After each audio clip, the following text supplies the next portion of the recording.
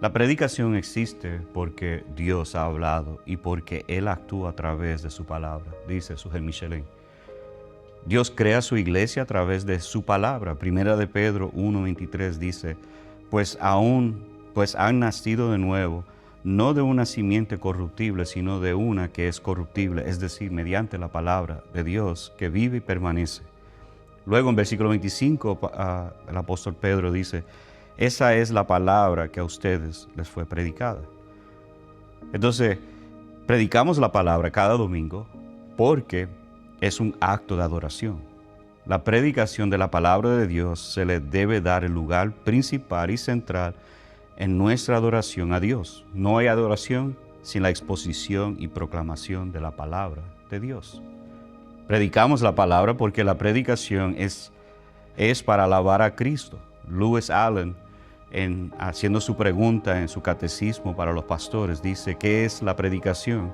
Él dice, predicar es declarar la verdad de Dios en Jesús para alabanza de su nombre. Esta gracia fue dada para predicar a los gentiles las inescrutables riquezas de Cristo. Entonces, y eso está en Efesios 3:8, la predicación entonces es un medio para poder alabar a Cristo. Predicar la palabra porque la iglesia necesita ser nutrida por la predicación de la palabra para hacer la obra del ministerio, Efesios 4:12. El predicador parte el pan de la palabra de tal manera que la iglesia se alimenta de Cristo cada domingo a través de las Escrituras. Peter Adam lo define como la explicación y aplicación de la palabra en la congregación de Cristo reunida. El predicador está haciendo lo que Juan el Bautista, Jesucristo y los apóstoles han hecho, y es proclamar la venida del reino de Dios por medio de Jesucristo.